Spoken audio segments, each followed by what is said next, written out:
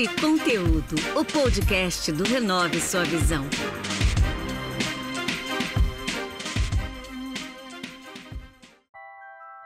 Olá pessoal, eu me chamo Marcos Menezes e esse é mais um episódio do podcast Papo e Conteúdo. Hoje o bate-papo é com a Adria Santos, ela que é a maior medalhista mulher paralímpica brasileira. Lembrando que vocês podem ouvir nosso podcast através das plataformas de streaming, no Instagram, @Papo e Conteúdo, pelo canal do YouTube Renove Sua Visão e no site da Rádio Social Plus Brasil. Bem-vinda, Adria. Tudo bem com você? Oi, Marcos. Tudo bem?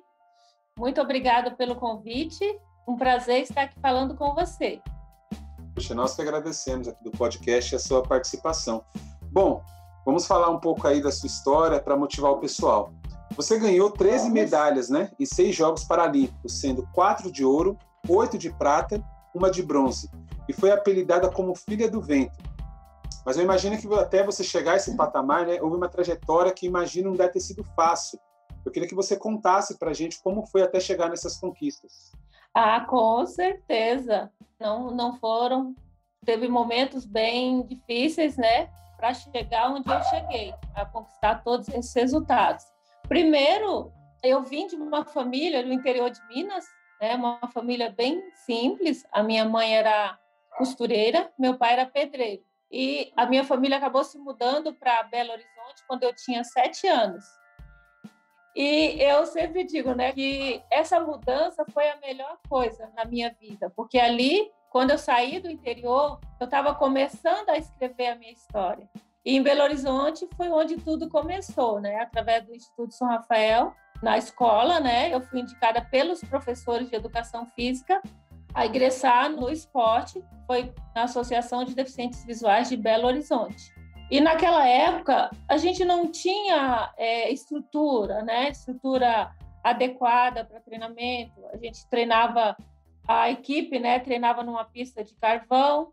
Eu não tinha o tênis, para você ter ideia, o meu tênis, quando eu comecei a treinar, era um tênis de futsal.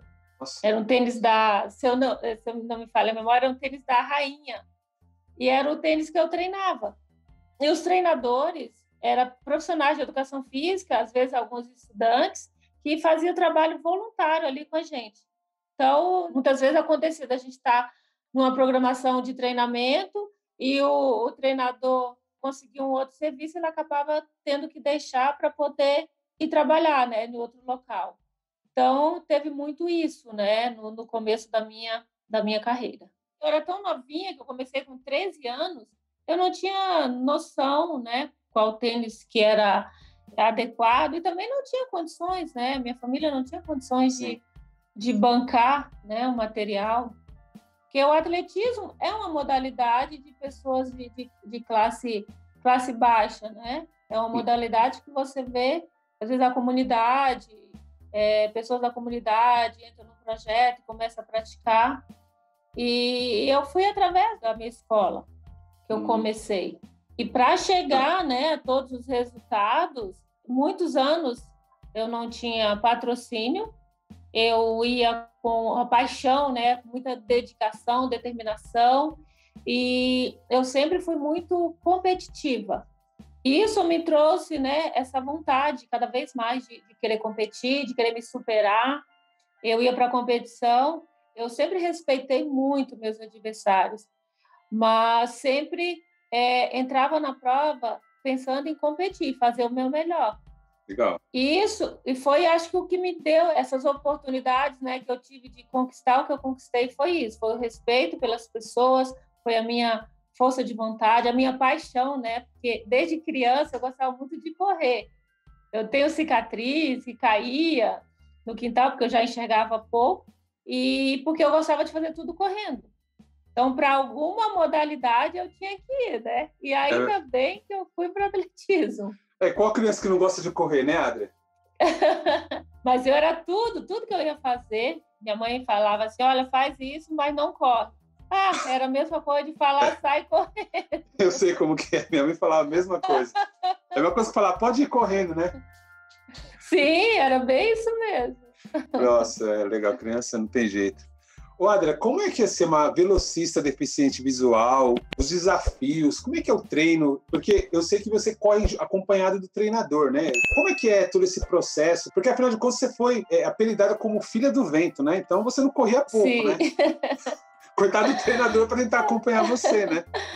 É verdade. Quando eu enxergava, né, até os meus 18 anos, eu enxerguei um percentual que eu conseguia correr os 100 metros sozinha. Eu corria sem o guia. E o 200 e o 400 metros, o guia vinha só do meu lado. A gente não colocava cordinha ali para estar guiando. E quando eu perdi a minha visão, eu tive que me adaptar a aprender as coisas sentindo, tocando no treinador, o guia ia explicar algum movimento, eu tinha que tocar. Tive que me adaptar a correr com a venda, né? Que eu achava horrível ter que vendar os olhos. Foi bem difícil, assim, quando eu perdi a minha visão, foi um momento difícil, de rejeição mesmo, né? E aos poucos eu fui aceitando que eu teria que me readaptar a tudo. E foi o que aconteceu. Fui me adaptando a treinar de outra forma. E foi só melhorando. Não tive problemas, e, pelo contrário, foi até tranquilo, porque como eu enxergava, foi mais fácil para eu entender. Quando eu tocava no treinador, no guia, o movimento é assim. Eu tocava e fazia aquele movimento. E fui me adaptando. Ah, legal. Bacana. Você comentou, né, que você ficou deficiente visual total aos 18 anos, né? Que aos 13, né? Sim. Você ainda enxergava, aos 13 eu perdi. Era parcialmente, né? Além da questão do esporte em si, que você comentou, como é que você fez para seguir sua vida, fora do esporte em si, né? Eu, fora do esporte, para te falar a verdade, eu me dediquei 27 anos ao esporte. Só pensava em treinar, competir, ia para uma competição, já saía daquela competição pensando em outra, né? Na próxima. E algumas coisas eu deixei um pouco de lado, como os estudos, eu tive que retornar depois, né? Aos estudos. Também eu tive eu sou mãe, né? Eu tenho a minha filha hoje está com 30 anos, e eu tive que abrir mão de muitas coisas para realizar o meu sonho no esporte. Às vezes eu tinha que abrir mão de alguns, por exemplo, aniversário dela, às vezes eu estava fora do Brasil, mas, assim, pensando nela também, para dar uma condição melhor de vida, uma qualidade melhor para minha filha, sempre pensando em fazer resultado, para eu conseguir um patrocínio que vai me ajudar não só nos treinamentos, mas na qualidade de vida, né? Não só a minha, mas da minha filha. E foi assim, né? Mas a minha dedicação, esses 27 anos, foi ali na pista. Legal. Totalmente dedicada ao esporte. Daquilo que você decidiu fazer da sua vida, né? Como atleta, né? Sim. Isso que é importante. Agora vamos falar um pouco sobre a lesão em 2012, né? Que acabou tirando você das corridas aí. Eu já queria emendar também, quando você retornou ao esporte em 2018, só que dessa vez no paraciclismo. Eu queria que você falasse um pouco desses dois momentos. Certo. Em 2012, o meu sonho era encerrar minha carreira em 2016, aqui no Brasil. E, infelizmente, isso não aconteceu. Em 2012, eu estava treinando, eu estava muito bem. Eu tinha condições de viajar, de competir, estar ali bem competitiva, só que, infelizmente, eu me lesionei na pista, né? Terminando um treino, hoje eu moro em Santa Catarina, né, em Joinville, desde 2003, e a pista onde a gente treinava aqui era uma pista também de carvão. E quando chovia, o pessoal corria, ela ficava tipo uns buraquinhos, né? E depois secava, aquilo ali ficava. E eu, cansada já do treino, quando eu pisei, era o último tiro, faltando 130 metros para terminar meu treino. Eu pisei e virei o joelho. Nossa. Quando eu virei, eu já senti aquele estalo no joelho. Esse estalo foi onde eu tive uma lesão no menisco, mais uma, né? Eu já tinha uma outra no outro. Lesionei e tive que fazer uma cirurgia. Eu fiz a cirurgia, era para eu ficar 45 dias parada. Em 45 dias eu já estava voltando a correr. Aí voltei, tentei, fui para a competição fora do Brasil e fui melhorando os meus resultados. Fui melhorando, assim, de uma competição para outra. Eu tinha um índice para ir, índice A, só que tinha 4 atletas com índice A. Então, na hora de decidir ali, acabou que eles levaram, que foi as 3, e eu fiquei fora. Então, foi a primeira vez, depois de 20 e tantos anos, eu fora da delegação. E foi um momento bem difícil para mim. Eu não conseguia aceitar que eu estava fora da competição. Porque eu tinha condições, tivesse me dado a oportunidade, eu tinha condições de treinar e fazer uma prova, mas eu ia fazer essa prova bem, eu ia dar o meu melhor dentro daquela prova. Sim. Infelizmente, não me deram essa oportunidade, né?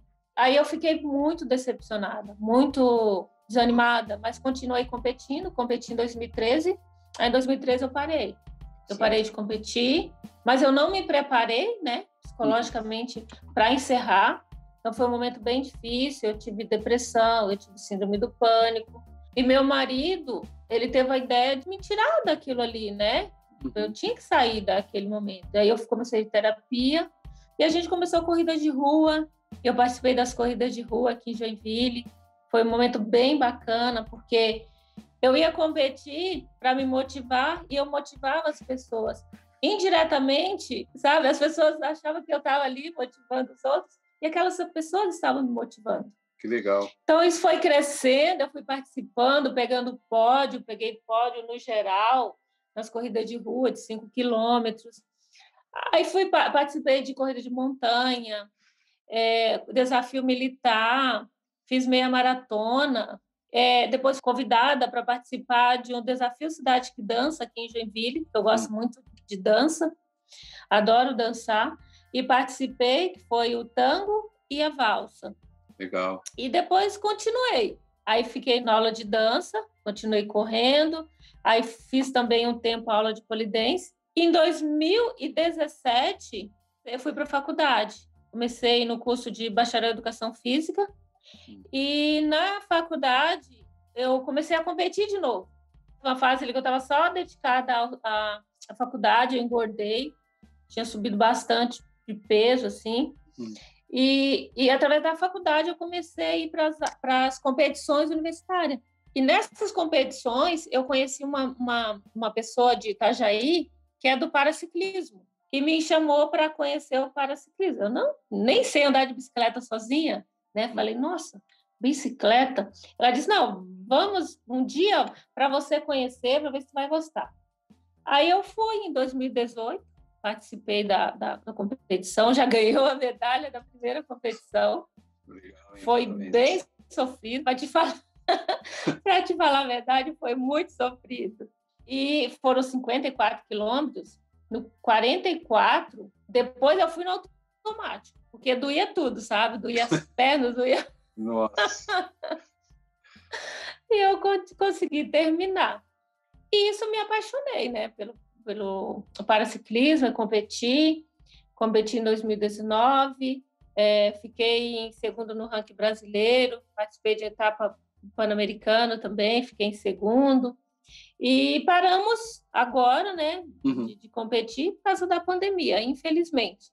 Mas eu voltei, né, aquela vontade, assim, de treinar, de competir, aquela adrenalina de competição que eu adoro, que é o que faz parte da minha vida, né? Essa adrenalina de competição, a velocidade. Eu sou apaixonada, né, com a velocidade. E encontrei, né, no paraciclismo. E motivando também, né, outras pessoas. Sim, sim. Acho que eu estando ali, pelo meu histórico no atletismo, do que eu gosto de fazer, de estar sempre me superando, a gente traz outras pessoas, outras mulheres com deficiência, para estar praticando esporte. Não, legal. É mais interessante você falando, né, que depois que você parou, quando você começou, não adianta, a corrida não sai de você, né? Você até tentou, mas a corrida não sai, não adianta, não né? sai. Eu adoro o paraciclismo, mas a corrida é minha paixão. A gente, agora, né, que eu e meu marido, nós somos contaminados, né, pelo Covid, no começo do mês passado, aí nós estamos parados ainda, voltando devagar. Mas a gente já estava correndo, a gente corria sempre à noite, que não tinha, né, movimento, corria 10 quilômetros, 5 quilômetros, aí eu alternava entre a corrida e a parte. Estava fazendo assim. Mas vocês estão melhor da Covid, né? Já estão recuperados.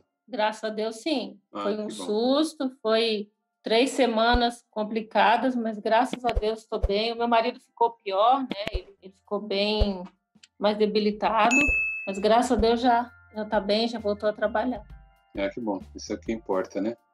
Legal. Eu falo, olha, eu confesso que eu também gosto de correr. Não sou um filho do vento, que nem você, corre demais. Esses trotezinhos assim, mas você falando tanto de corrida que me deu até vontade. Vou até me programar para correr um pouco, porque realmente é gostoso a sensação, né? Bom, o seu exemplo, o seu esforço, dedicação, tudo que você falou, mostram através das medalhas que você conquistou, né? Mas agora, queria que você falasse para mim assim, quando você falou que você é uma pessoa muito competitiva, né? Quando você perde uma competição ou que você não atinge a meta que você tinha, o que fazia você continuar competindo? Com aquela questão da frustração, puxa, perdi, estava tão preparado e na hora ali, de repente, não deu certo. Como é que você faz para continuar, fazia, no caso, né? Para continuar competindo? Eu sempre fui muito dedicada assim, aos meus treinos, né? Mas teve momentos que eu tinha uma meta, né? E às vezes não conseguia alcançar aquela meta do resultado. Uhum. O que me motivava? Eu não consegui agora, eu vou ter que treinar mais um pouco. Então, chegar e conversar com o treinador onde eu errei. Nesse ponto aqui, temos que melhorar a saída, temos que melhorar a finalização. A minha preocupação era melhorar a falha, né, dentro daquela competição. Então, vamos melhorar nesse ponto. Era sempre assim. Eu me motivava já pensando, na próxima competição, eu quero me sair melhor. Sempre foi assim. Isso que me motivava, né? Esse ponto que você falou, Adria, de você verificar o que deu errado, arrumar e voltar para o objetivo, isso é muito bom, até mesmo para quem empreende, né? A pessoa empreendeu numa empresa, não deu certo, certeza. Vai lá ver o que deu errado, volta, mas não desiste, não para, né? Porque você não conseguiu ganhar medalha de ouro, de prata, de bronze, você vai falar, pronto, acabou. Não. Você vai falar, talvez essa passada, talvez ali, aqui, vamos ajustar. Bom, as suas medalhas mostram que os erros que você teve ajudaram você a ter as conquistas que você conseguiu, né? Isso é claro, né? Sim, eu nunca competi pensando em fazer resultado o ano todo. Eu tinha aquela minha meta, né? Eu quero chegar no Mundial, bem, eu quero chegar nas Paralimpíadas. Se você olhar, os melhores resultados meus foram em Paralimpíadas e em campeonatos mundiais, porque eu treinava, eu me focava, eu quero chegar no Mundial, esse resultado. Passou o Mundial, agora eu vou treinar para as Paralimpíadas. Então, era assim que eu treinava. Então, os meus resultados, eles vinham. Porque quando eu morei no Rio de Janeiro 7 anos, e foi onde eu bati o recorde mundial, nas Paralimpíadas de Sydney, e recorde paralímpico. Eu tive toda a estrutura, né? Também me ajudou muito, porque foi o período que eu tive uma estrutura de atleta de alto rendimento, né? Certo. Eu treinava lá no Célio de Barros, onde treinava os atletas olímpicos, na época Robson Caetano, o pessoal estava treinando lá. E eu tinha nutricionista, eu tinha os dias já marcados para fazer soltura da musculatura, a suplementação, tudo certinho. Eu tinha um dia que era o treinamento só de equilíbrio, porque a gente também não consegue sozinho. Eu tive uma equipe junto comigo, eu não conquistei os meus resultados sozinho. Eu agradeço todas as pessoas que fizeram parte da minha história, como treinadores, guias, fisioterapeutas, médicos, e uma equipe imensa, né, nutricionistas, porque eles estavam ali junto comigo, me ajudando, eu me dedicava muito, muito mesmo. E eles tinham prazer de me treinar, de estar comigo, porque sabia que eu ia conseguir, que eu ia dar aquele resultado pela minha dedicação. Tinha momentos difíceis, nossa, de chegar assim, meu Deus, o corpo estava acabado. E eu pensava, nossa, meu Deus, falta pouco, eu vou conseguir. E eu estava lá todos os dias treinando.